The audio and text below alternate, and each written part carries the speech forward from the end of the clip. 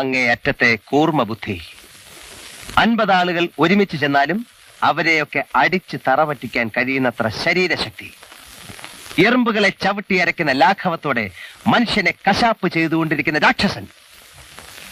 സമൂഹത്തിലെ ഉന്നതന്മാരുമായിട്ടുള്ള ചങ്ങാത്തത്തിലൂടെയും തന്ത്രശാലികളായ അനുയായികളുടെ സഹായത്തോടെയും പോലീസിന്റെ സകല നീക്കങ്ങളും അവൻ നേരത്തെ മനസ്സിലാക്കുന്നു. എങ്കിൽ എത്രയും പെട്ടെന്ന് അയാൾ അറസ്റ്റ് ചെയ്യാം.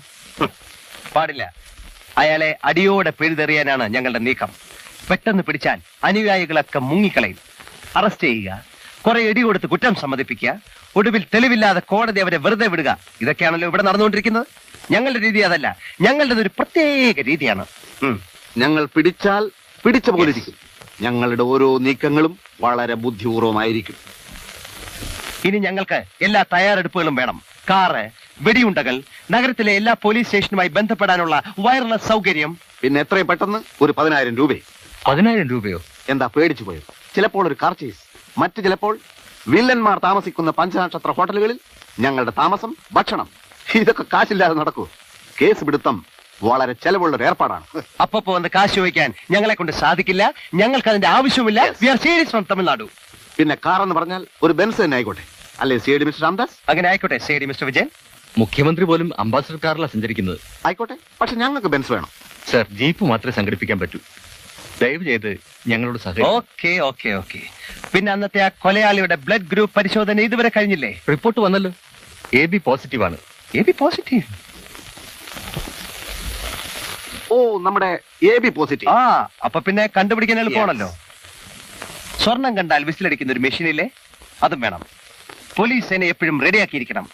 തോക്കുകളോ മറ്റായുധങ്ങളോ വേണ്ടി വന്നാൽ ഉടൻ സപ്ലൈ ചെയ്യണം. ഞങ്ങളിതാ നീങ്ങുകയാണ്. അവസാനമില്ലാത്തൊരു പോരാട്ടത്തിന് ഞങ്ങളിതാ തയ്യാറായി കഴിഞ്ഞു. കമാൺ. ആ, കുറച്ച് പോലീസ് നായ്ക്കളെ കൂടെ റെഡിയാക്കി നിർത്തിക്കോളൂ.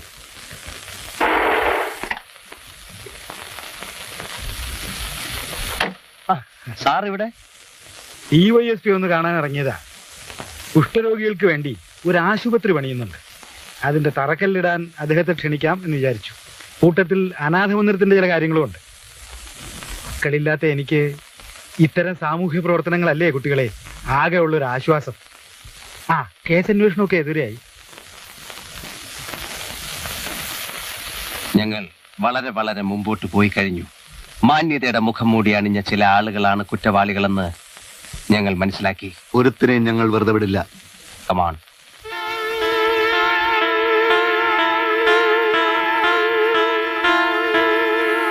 രാമു, മറ്റേ തിയേറ്ററിലെ ജെയിംസ് ബോണ്ട് പടവാ. അത് നമുക്ക് നാളെ. അതിൽ നിന്ന് നമുക്ക് പലതും പഠിക്കാനുണ്ട്. ഈ ജെയിംസ് ബോണ്ട് അവിടെ നിൽക്കട്ടെ. നല്ല വിശപ്പ്, നമുക്ക് പോലെ കഴിക്കാം.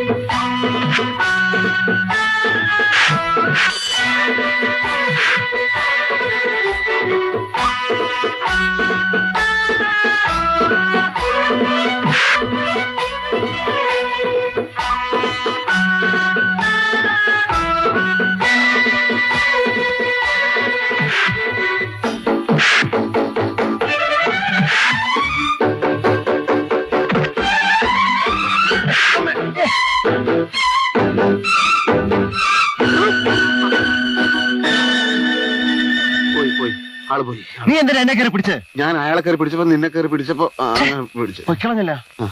നീ ആളുടെ മുഖം കണ്ടോ? മുഖം കാണാനൊന്നുമില്ല, അയാളുടെ ആള് തന്നെ.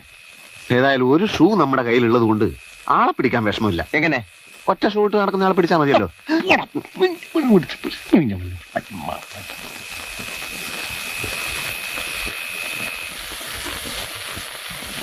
എനിക്ക് മനസ്സിന് ഒരു സമാധാനവും ഇല്ല. ഉം. വല്ല സംശയം തോന്നിയാൽ അയാൾ എന്നെ കശാപ്പ് ചെയ്യും. സംശയം തോന്നാതിരിക്കാനല്ലടാ വേഷം മാറിയിരിക്കുന്നത്. വേഷം മാറിയപ്പോഴൊക്കെയാ തല്ലും കിട്ടിയിട്ടുള്ളത്. ആ പിന്നെന്താ കുഴപ്പം? തല്ല് കിട്ടി പരിചയമുണ്ടല്ലോ. എടാ ഇനി അഥവാ നീ മരിച്ചു പോയാലും നീ പേടിക്കണ്ട വിജയ. ഈ കേസ് ഞാൻ കണ്ടുപിടിച്ചോളാം.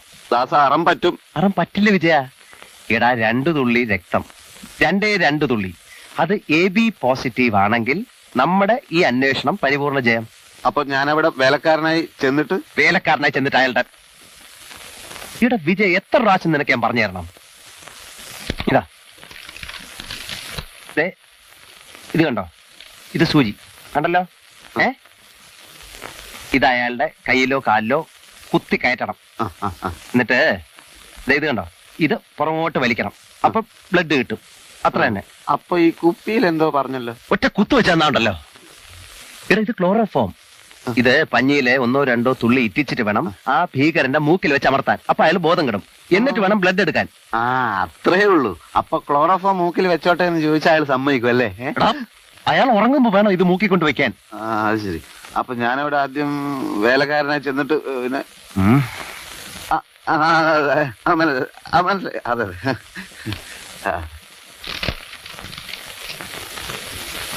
അപ്പൊ എല്ലാം പറഞ്ഞ പോലെ വിഷ് യു സക്സസ്.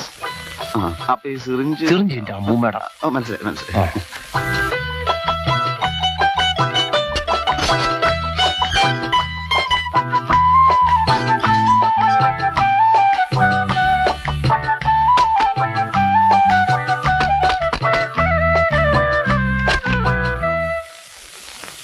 ആരാ? ഞാൻ എന്ത് വേണം? നന്നായി ജോലി ചെയ്യാൻ അറിയാവുന്ന എനിക്ക് സാർ ഒരു ജോലി തരണം. ഇവിടെ ജോലിയൊന്നുമില്ല. ചോറും കറിയും തെക്കൻ സ്റ്റൈൽ, വടക്കൻ സ്റ്റൈൽ, മധ്യകേരളം സ്റ്റൈൽ എല്ലാം നന്നായി ചെയ്യും സാർ. ഇവിടെ പാരം വേണ്ട. കൂലി തന്നില്ലെങ്കിലും പ്രശ്നമല്ല സാർ. ഓടാവുന്നു. ഭക്ഷണവും വേണ്ട സാർ.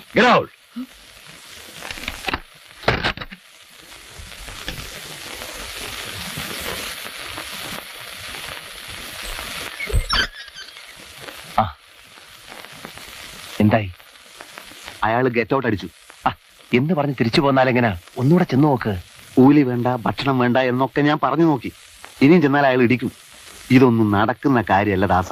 ആ സർക്കിൾ ഇൻസ്പെക്ടർ പറഞ്ഞതുപോലെ അയാളെ എത്രയും പെട്ടെന്ന് അറസ്റ്റ് ചെയ്യാം. അപ്പൊ നമുക്ക് ഇഷ്ടം പോലെ ചോര എടുക്കാലോ. ഇവിടെ അയാളെ അറസ്റ്റ് ചെയ്യാൻ നമുക്ക് തെളിവുകൾ എവിടെ? എന്നാൽ ഇനി നീ താടി ഒട്ടിച്ച് ചെല്ല്. താടി ഒട്ടിച്ചാലൊന്നും എനിക്ക് വേലക്കാരന്റെ ലുക്ക് കിട്ടില്ലടാ. ഈ ചുറ്റുപാടി തന്നെ മറ്റേതെങ്കിലും വീട്ടിൽ കയറിയാലും മതി. അതുകൊണ്ടെന്താ കാര്യം? എപ്പോഴും നമുക്ക് അയാളെ വാച്ച് ചെയ്യാൻ പറ്റും. അയാളുടെ നീക്കങ്ങൾ നമുക്ക് കാണാം.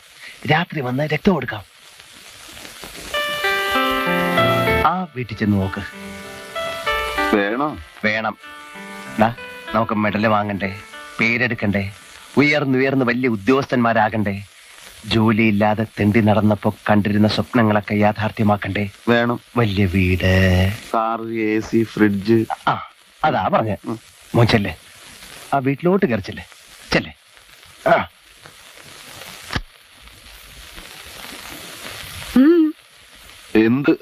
എന്ത് ജോലിയും ചെയ്യും. അതിന് ഞാനെന്ത് വേണം? എച്ചിൽ പാത്രം കഴുകും, നിലം തുടക്കും, വിറക് കീറും, വെള്ളം കോരും. പോരിക്കോ? പട്ടിണി പാവങ്ങളോട് ധാരാളം കരുണ കാണിക്കുന്ന ഒരു കൊച്ചമ്മയാണ് ഇവിടുത്തെ കൊച്ചമ്മ എന്ന് എല്ലാവരും പറഞ്ഞു. ആ പറഞ്ഞ എന്നെ പറ്റി ആയിരിക്കില്ല, തനിക്ക് വീട് മാറിയതാവും. കൊച്ചമ്മ, ഈ തങ്കപ്പനൊരു പാവാണ് കൊച്ചമ്മ. കണ്ടിട്ടൊരു കള്ളനെ പോലെ ഉണ്ട്. അയ്യോ, അത് താടി അല്ല, മുടിയല്ല, താടി. താനൊന്ന് പോയാട്ടെ. ഇവിടെ ജോലിക്ക് പാരയും വേണ്ട. ആരാ അവിടെ? തന്നോട് പോകാനല്ലേ പറഞ്ഞത്? നമസ്കാരം അമ്മേ. ഇവനാരാ? ഞാനൊരു വേലക്കാരനായിട്ട് വന്നതാണ് അമ്മേ. വേലക്കാരനായിട്ടോ? അപ്പൊ ശരിക്കുള്ള വേലക്കാരനല്ലേ നീ? എന്നാ അടുക്കള ഭാഗത്തേക്ക് വാ. ഏയ്, ഇതിലല്ല, അപ്പുറത്തോടെ വാ. ഊരും പേരും അറിയാത്തന്നെ വീട്ടിൽ കയറ്റരുത്. അത് പറയാൻ നീ ആരാ? എടാ വായ നിൽക്കാതെ അപ്പുറത്തോട് വാടാ. നന്ദി അമ്മേ, നന്ദി. അങ്ങനെ വരട്ടെ. എനിക്ക് ഈ വീട്ടിൽ വല്ല അധികാരമുണ്ടെന്ന് ഇന്ന് അറിയണം. അതിന് അവൻ പറഞ്ഞില്ല. നിനക്ക് ഈ വീട്ടിൽ അധികാരമില്ല, വിധികാരമില്ല. അപ്പുറത്തോട്ട് വാടാ.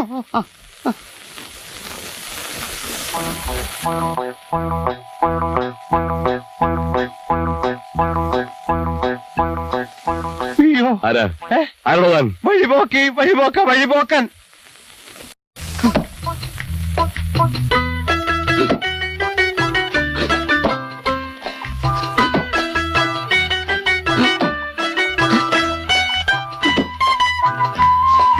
കറണ്ട് പോയല്ലോ.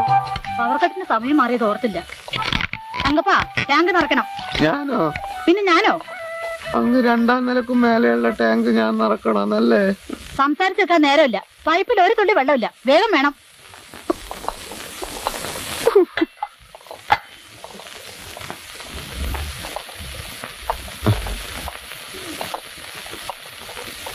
കുടിക്കാൻ കഞ്ഞിവെള്ളം വേണോ ചേട്ടാ?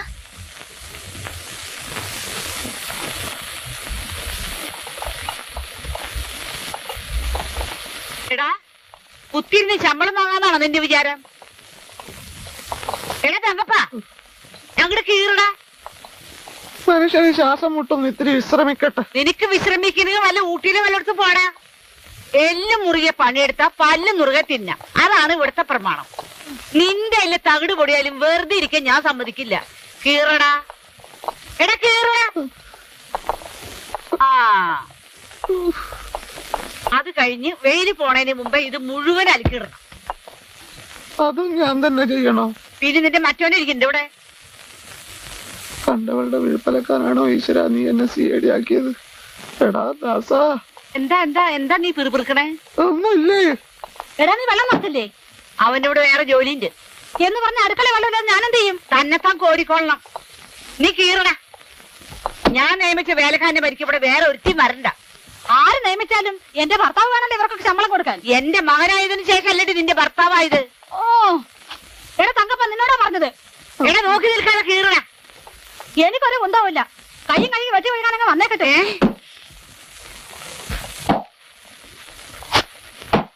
ഞാൻ പറയുന്നത് മാത്രം അനുസരിച്ചാ മതി. ടാങ്കിൽ വെള്ളം നിറയ്ക്കാൻ അധികം താമസിക്കണ്ട. കീറിക്കോ കീറിക്കോ.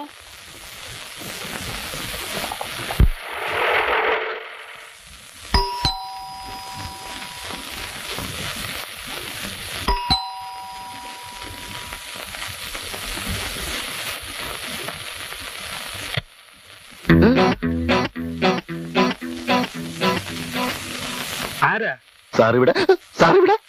ആരാടോ താൻ? ഞാൻ ആരാ? അവന്റെ ഇവിടുത്തെ പുതിയ വേലക്കാരനാ തങ്കപ്പൻ. ആ പാടെ ഒരു പിശാചിനെ പോലെ ഉണ്ടല്ലോ. വാതിൽ തുറന്നപ്പോ ഞാനങ്ങ് വേരണ്ടു പോയി. ആഴ്ചക്ക് അശ്രീരാണെങ്കിലും ഒരുവിധം പണിയൊക്കെ ചെയ്യും. നീ നിലം തുടക്കി തങ്കപ്പാ. ഒരുത്തനെ വിശ്വസിക്കാൻ വയ്യാത്ത കാലമാ. വല്ലതും കട്ടോണ്ട് പോയാലോ? എങ്കിലവന്റെ അധോഗതിയായിരിക്കും. നീ കക്കൂടാ. കണ്ടപ്പോ